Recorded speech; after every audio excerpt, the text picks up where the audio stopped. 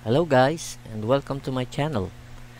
Yamang naka-lockdown na naman tayo, naisip ko, may mga slides ako na ginawa noon nang nagtuturo pa ako sa ilang kabataan dito sa amin ng refrigeration and air conditioning, mga lessons.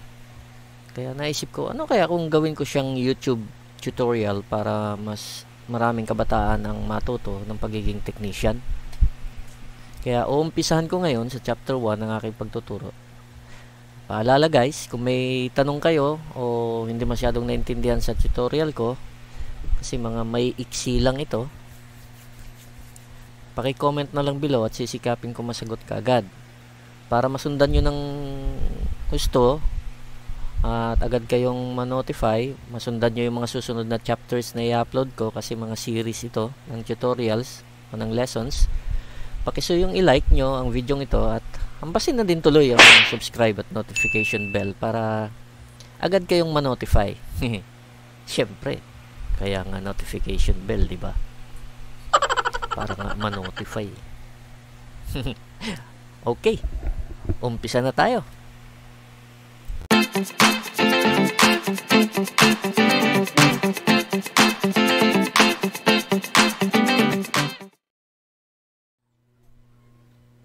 Okay, so nandito tayo sa ating chapter 1 ng ating pag-aaral ng lesson. Ito ay Tagalized version at ito ay ginawa ko para sa mga kabataan na nagnanais matuto ng RAC o Refrigeration and Air Conditioning, ngunit walang pambayad sa paaralan. Lalong-lalo na sa mga kabataang gustong magkaroon ng skill upang makapaghanap buhay at makaiwas sa bisyo at droga. Kapag pinag-aralan nyo to guys, at dinibdib ninyo, sineryoso, kahit hindi kayo nakapagtapos ng high school, magiging mas mahusay pa kayo sa mga nakagraduate ng high school. Sa ilan na, kasi meron naman talaga mga valedictorian at saka at least sa konting science at konting mga terminologies malalaman nyo dito at magkakaroon na kayo ng kumpiyansa na mag-TESDA kasi alam nyo na kung anong gagawin nyo. Ayan. So pwede nyo na itong halimbawa kung nais mong makapag-abroad o makapaghanap buhay locally o di kaya ay sigurado talagang makakapasa ka sa TESDA at makakakuha ka ng certificate kapag natapos mo na ang mga lessons na to. Malamang mas magaling pa kayo sa ilang mga instructor, kasi meron ako naririnig mga instructor hindi naman talaga masyado nagtuturo dyan sa TESDA. Kaya pagtiyagaan nyo lang ang chapters 1 and 2 dahil maraming terminologies na bagay lang sa mga academic lessons, pero magandang matutunan nyo kasi may mga bagay na alam nyong nangyayari o nagaganap pero naon nyo lang malalaman kung bakit. So, umpisa na tayo. Ano bang pag-aaralan natin? Ito mga nilalaman. Chapter 1, Fundamentals. Chapter 2, tungkol sa sensible at latent heat. Chapter 3, mga batas na umuugit sa gas o sa singaw, gas laws. Number 4, yung refrigeration cycle. Number 5, tungkol sa mga evaporators. Number 6, tungkol sa mga pressure controls. Number 7, tungkol sa mga condensers. Number 8, tungkol sa mga accessories. Chapter 9, refrigerants. Chapter 10, working with refrigerants. Chapter 11, zeotropes. Ito yung mga bagong mga refrigerant. Chapter 12, refrigerant controls. Chapter 13, tungkol sa mga compressors. Chapter 14, systems and valves. So kapag natapos natin lahat yan, ay mahusay na kayo at baka mas mahusay pa kayo sa ilang mga instruktor Okay, dumako. Susunod na slide. Pagkatapos mong pag-aralan ng kabanatang ito, ay makakaya mo nang ipaliwanag ang mga sumusunod kung paano naglalakbay ang init, pagbabago ng kalagayan ng isang substance, paliwanag ang tatlong kalagayan ng matter o bagay, paliwanag ang BTU, pati ng ibig sabihin ng specific heat, at ipaliwanag ang isang tonelada o ton ng refrigeration. Kasi madalas nating naririnig yan sa refrigeration and air conditioning, yung BTU, ilang BTU ba yan? Unit na yan. O di kaya, ilang ton ba yan? So, dito, malalaman na natin kung anong ibig sabihin nun at kung paano yon kinukuha.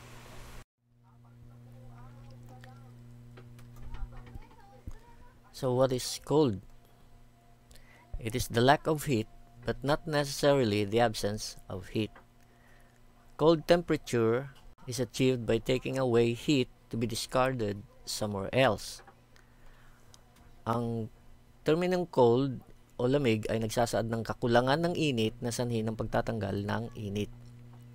Karamihan ng mga tao ay nag-iisip ng air conditioning and refrigeration ay nangangahulugan ng lamig o isang proseso ng pagpapalamig.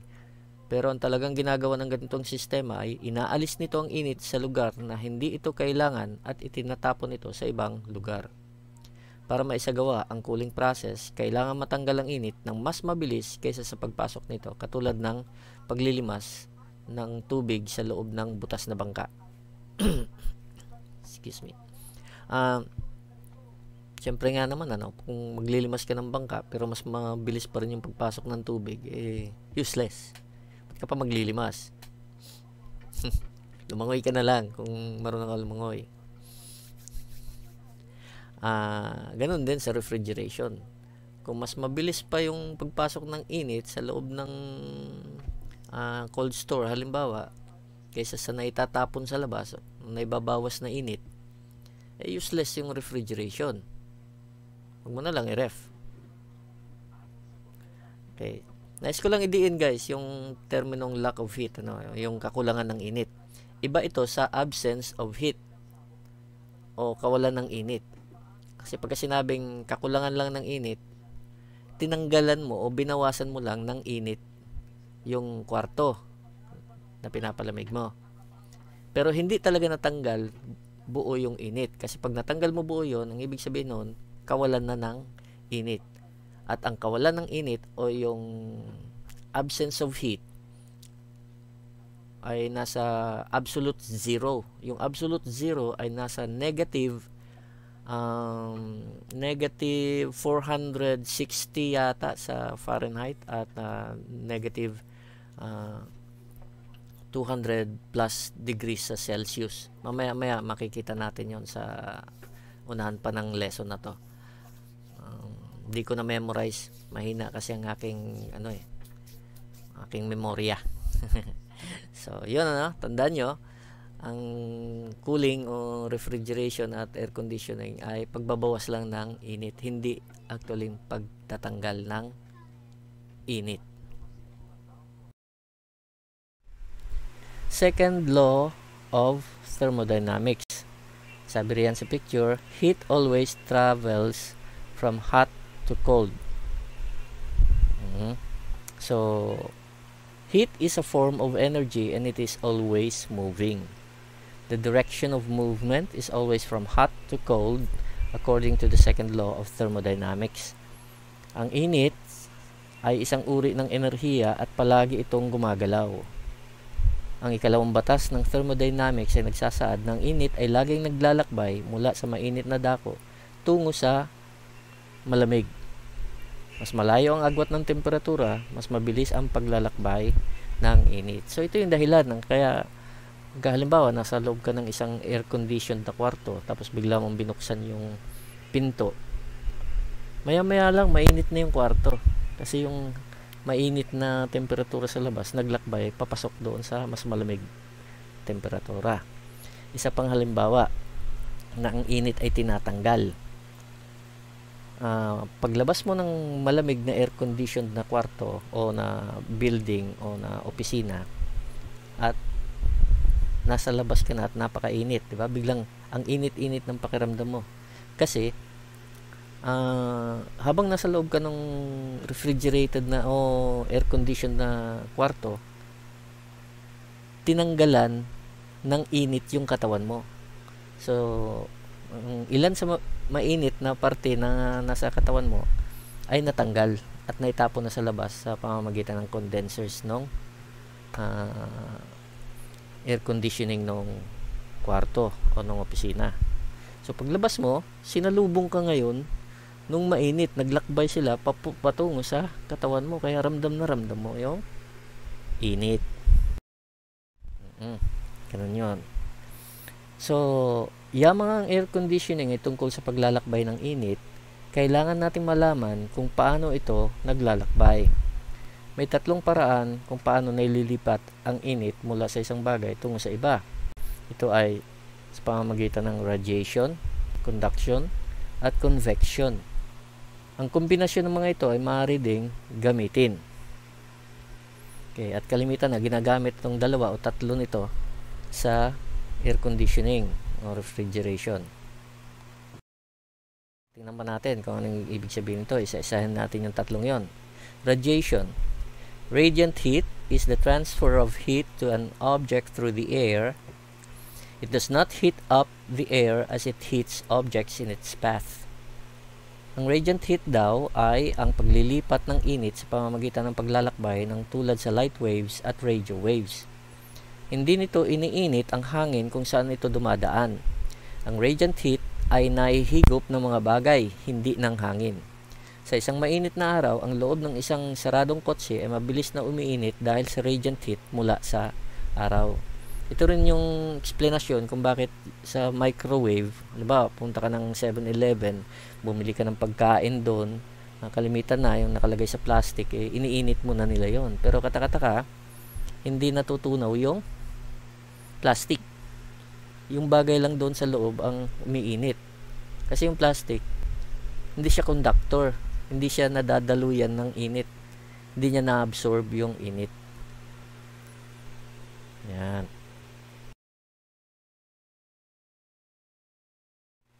Ito naman yung conduction. Ang conduction ay ang pagdaloy ng init sa isang bagay. Karamihan ng mga metal ay maiinam na tagapagdala ng init. Ang tanso at aluminum ay mga mahuhusay na tagapagdala ng init, at ang mga ito madalas na ginagamit lalo na sa refrigeration at air conditioning. Tanso ang ginagamit sa condensers at aluminum naman sa evaporators. Ngayon, hindi lang sa refrigeration at air conditioning, kundi maging sa pagluluto, kalimitan na kundi aluminum, copper ang mga ginagamit na utensils. Ang mga may hinang kapitan ng init ay tinatawag na mga insulators. Ang mga ito ay foam, mineral wool, cork o tapon, plastic at fiber glass o glass fibers. So yung mga plastic, hindi yan masyado naapektuhan ng init. Okay, dito na tayo sa pangatlo.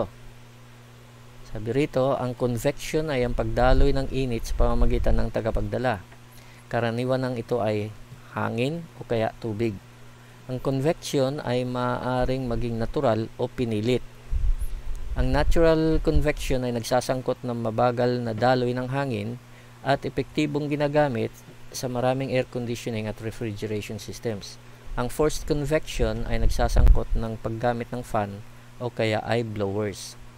Ang pumps o yung bomba ng tubig ay ginagamit para magpaikot ng mainit o malamig na likido para palamigin yung condensers. Ayan, so ito yung magandang halimbawa ng natural convection, yung condenser sa likod ng ref, kasi wala siyang fan, umiinit siya, pero yung daloy ng hangin sa ambience niya, yung ambient air niya dyan, yun ang magpapalamig sa kanya. Kaya kalimitan na malaki ang sukat ng mga condensers ng mga ref kumpara sa kanilang evaporators. Ayan. Maliit lang yung evaporator, pero yung nasa likuran ay malaki o mahabang linya ng mga condensers. Dito naman sa forced, kinakailangan ng fan.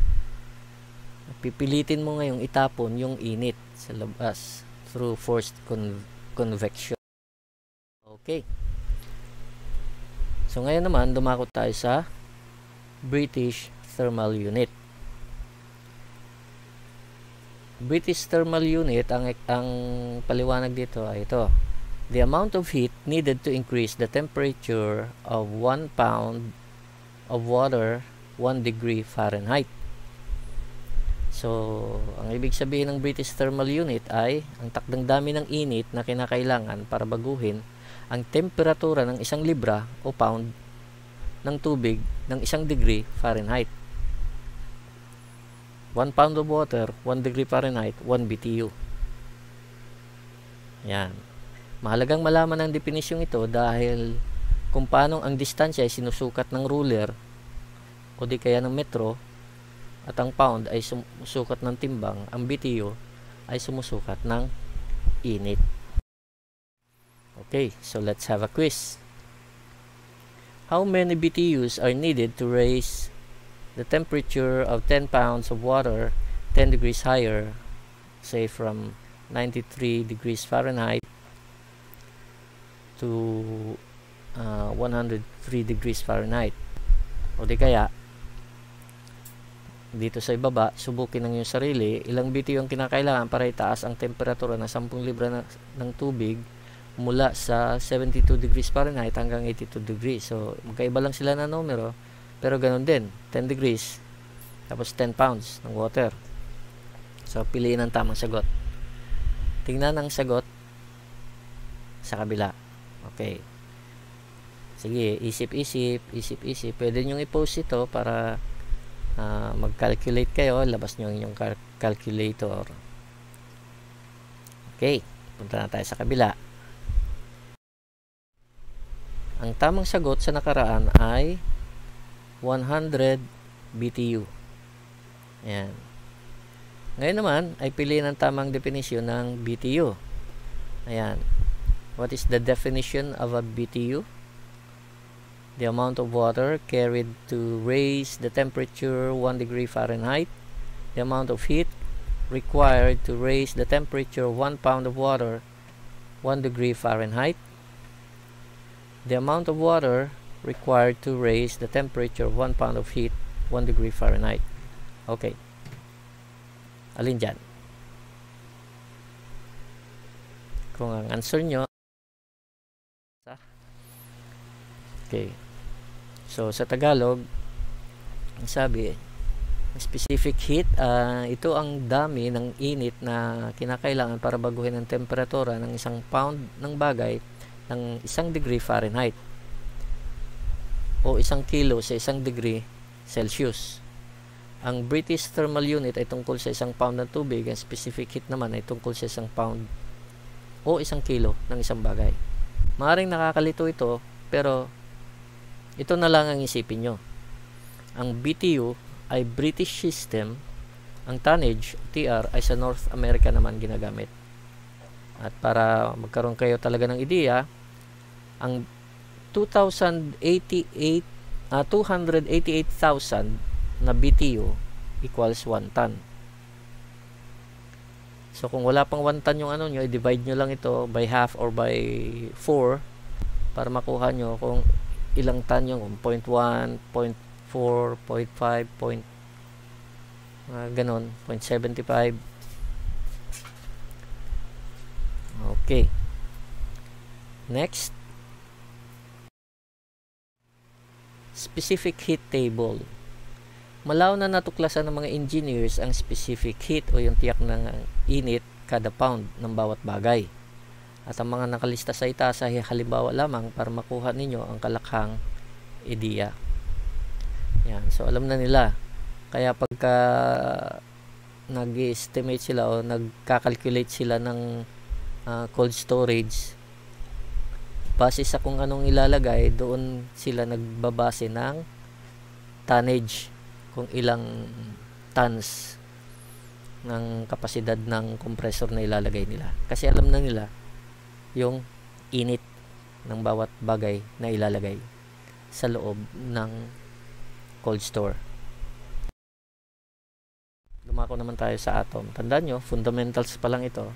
Pero halos nasaklaw na natin ang science at chemistry. An atom is the smallest part of an element, and molecules are a combination of different atoms. The best example of a molecule is H2O, which we all know is water. Ayan. Isang atom ng oxygen, dalawang atom ng hydrogen. Yan yung H, and then H, 2, and then O. Yan, H2O. Ang mga atomo ay purong substansya at ang molekula ay binubuo ng mga atomo. Bilang halimbawa, nangangailangan ng dalawang atomo ng hydrogen at isang atomo ng oxygen para makalikha ng isang molekula ng tubig. So, compound na, no? Compound ng elements ang isang molekula ng tubig. Ang mga molekulang ito ay laging gumagalaw at ang bilis ng paggalaw ay nakadepende sa tindi ng enerhiyang galing sa init na tinataglay nito o inilalapat dito o ini-apply na init. Okay. So, how molecules move in different states of matter. Okay.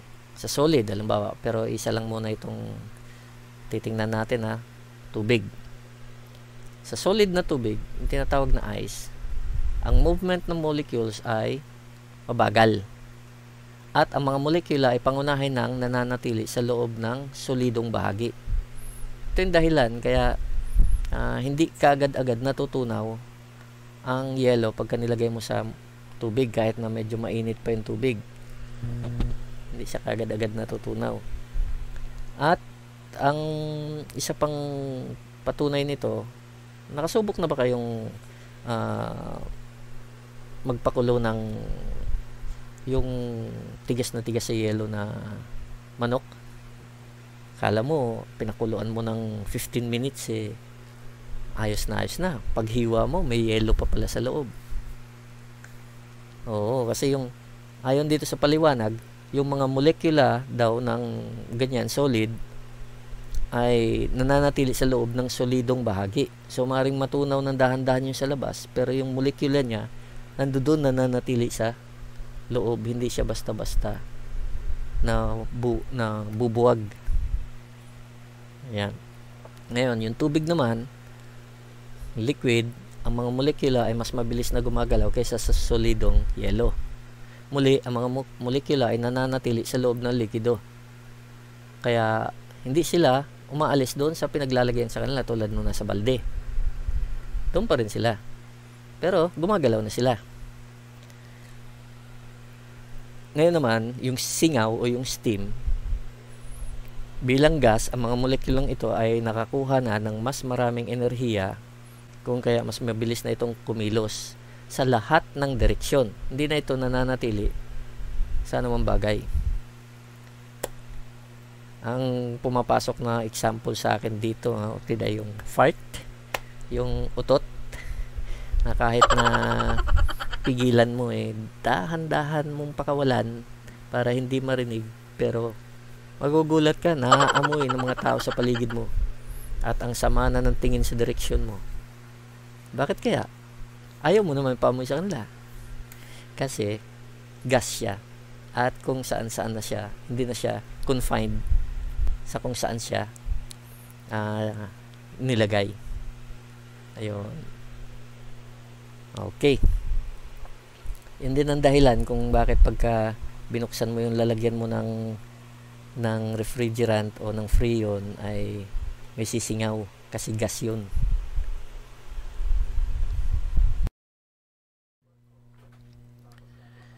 Okay. Ito yung three physical states of matter, solid, liquid, at gas.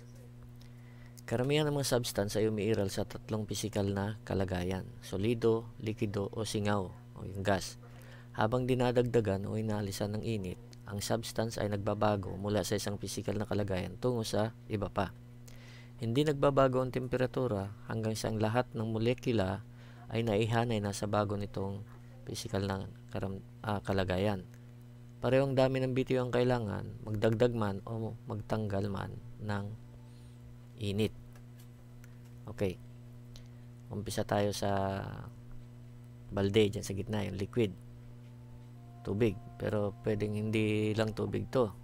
Pwedeng liquid refrigerant o ano pa man na liquid ano. Kapag ang liquid ay binawasan mo ng init,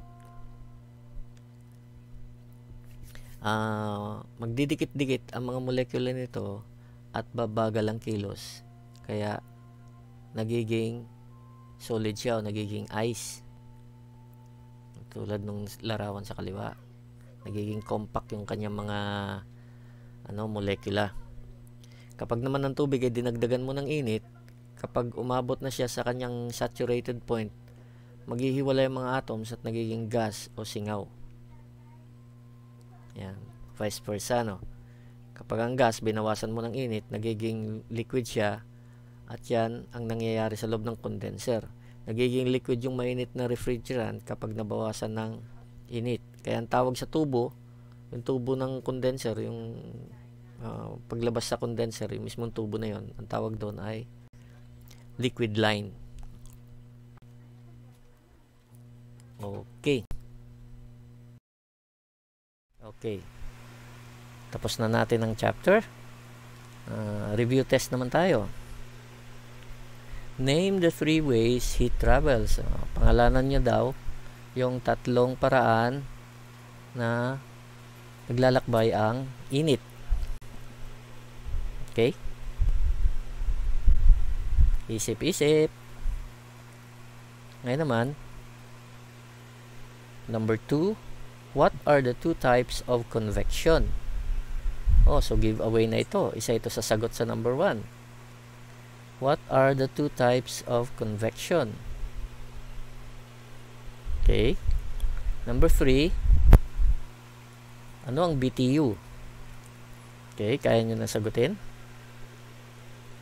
Number 4, specific heat deals with 1 pound of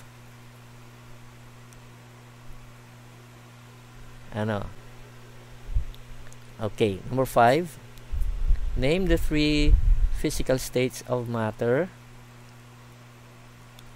Okay. Nasa kabila ang sagot. Kung mali kayo, reviewin nyo na lang ulit ito.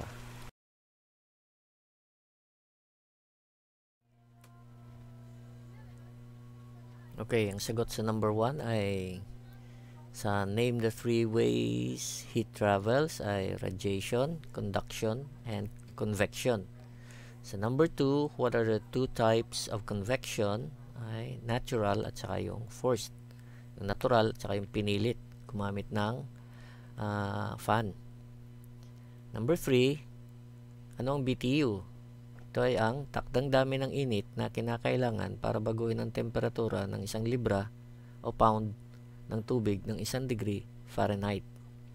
Number 4, specific heat deals with 1 pound of substance o bagay. At dito kinukuha yung tonnage ng mga compressors. Name the physical states of matter: solid, liquid, vapor, and gas. Okay, so dito nagtatapos yung ating lesson sa chapter 1. At kung meron kayong katanungan guys, ay comment nyo lang below. At sasagutin ko sa abot ng aking makakaya. At sa susunod ay upload ko naman ang chapter 2. Okay guys, maraming salamat ulit sa inyong panonood, lalong lalo na sa mga nagnanais talagang matuto. Yung mga maraming tanong, gustong gusto ko yung mga ganon.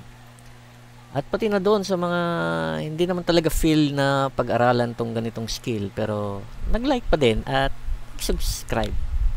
Thank you. See you next lesson. Bye-bye!